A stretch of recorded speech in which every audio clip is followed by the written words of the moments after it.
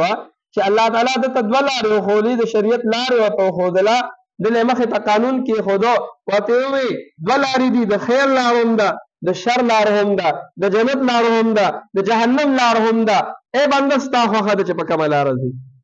نو موږ تاسو وګورو دنیا کې خو یو کس موږ تاسو ته ووایي چې پلانکی لار ټیک نه ده او پلانکی لار باندې غله ناستي موږ هلکه ما اوس ولیدل نو دنیا کې موږ تاسو په هغه لار نه ځو یاره زه خو څه شته راسره ډېر نه خو هغه بېعزتي خو به رانه وکړي کم از کم که نه نو موږ زموږ سترګو ته په نظر موږ ته یو کس وایي نو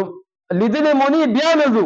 حالانکه رسول الله صلی الله علیه وسلم د الله پیغمبر دی موږ تاسو ته بار بار او په قرآن کې وګورو الله پاک بار بار په شریعت کې الله پاک موږ تاسو ته فرمایلی دي په قرآن مجید کې او په حدیثو کې رسول الله فرمایلی دي چې ګوره دا مه کوئ دروغ مه وایئ غیبت مه کوئ غلا مه کوئ څومره ګناهونه دي چې هغه انسانان کوي د دې نه ځان ساتئ په دې باندې به تاسو خپله نیکۍ ختموئ په دې باندې به تاسو خپل آخرت بربادوئ نو دا ټولې خبرې چې رسول الله موږ تاسو ته بیان کړي دي زموږ او ستاسو بیا ولې په دې یقین نه راځي چې موږ دا عمل د دې نه ځان وساتو ولې پیغمبر علیه الصلاة والسلام وایي زه په یوه لاره ولاړ یم اور لګېدلی دی او دا پتنګان دا پربرکي راځي او دوی هغه اور باندې ځان سیزي او یو کس ولاړ دی هغه یې تشړي یو کس ولاړ دی هغه یې تشړي چې دا ولې دی ځان چې نو ختموي زما مثال هم دغه دی زه خلکو ته وایم چې مه راځئ د جهنم لارې ته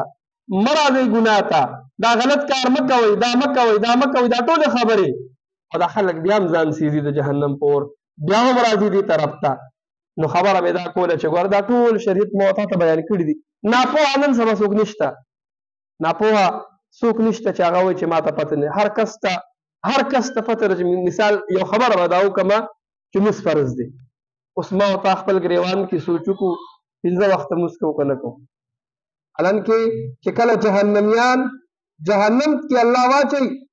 نو الله به دې تپوس کوي ما سلککم فی سقر جهنم ته ولې راغلی څه عمل مو کوو تپوس به دا کوي ستاسو عمل څه و چې تاسو د کوم عمل د وجې جهنم ته رادننه شوئ نو دی به لومبی جواب ورکوي لم نکو من المصلین موږ به مونځ نه کوو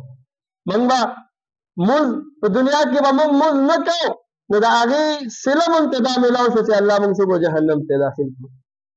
دویمه به څه جواب ورکوي ولم نکو نطعم المسکین موږ به په مسکینانو باندې خوراک هم نه کوو مال الله راکړی و موږ به د الله په نوم باندې مال ورکوو هم نه د هغې وجه دا وشوه چې موږ الله تعالی څه وکړو جهنم ته داخل کړو وکنا نخوض مع الخائضین او موږ به د هغه خلکو سره ملګري کېدو چې هغوی به په عبثو کې مشغول وو هغه کارونه به مو کول چې د هغې به نه دنیا کې پیدا وه نه به آخرت کې وه موږ به نه مونځ ته تلو نه به مو د الله په نوم باندې خوراک ورکوو او داسې کارونو کې به لګیا وو چې د هغې به نه پیدا وه او هغه به په موږ باندې اوس وبال شو د هغې د وجې موږ څه شو اوس موږ راګیر شو وکنا نکذب بیوم الدین او دا جهنمیان به ورته وایي چې موږ دا چې کومه ورځ نن اوس ده چې حساب کتابو شو موږ جهنم ته وردننه شو نو موږ به د دې نه انکار کوو موږ وایي دنیا دا ژوند د زندګي ده چې څنګه مو تېره کړله څنګه زندګي مو مطلب په خوشحالو کې مو تېره کړله نو بس ژوند همدا دی نو موږ سره د آخرت غم نه موږ سره د آخرت غم نو موږ دا نه منل چې ګورئ قیامت شته حساب کتاب به یا به جنت یا به جهنم وي نو موږ ته دا پته نه وه موږ د دې نه انکار کوو نو د هغې صله موږ ته څه وشوه حتی اتانا الیقین در دې چې قیامت راغی او خبره ښکاره شوه نو خبره مې دا کوله چې ګورئ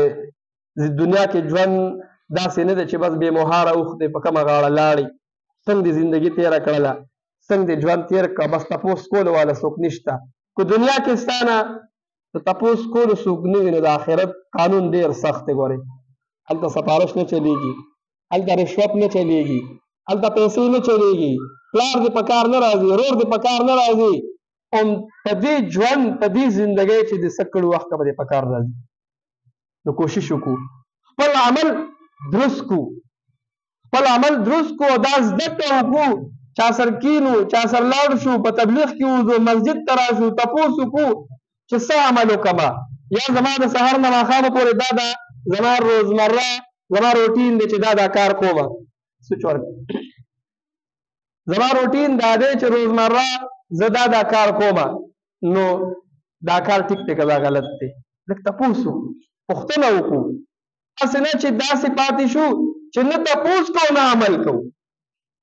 یو کس داسې وي چې هغه یو کار کې لګیا وي هغه کار د هغه عمل هغه ګناه وي هغه د دې باره کې سوچ هم نه کوي چې ما له څه پکار دي یاره زه دا کار کومه زه یو کاروبار کومه یا زما یو لین دین دی زما معاملات دي زما رو سره دا معاملات دي لین دین دی نو لږ ورته کې په هر کار سوچ پکار دی چې زه د چا نه تپوس وکړم چې دا غلط خو نه کومه که نه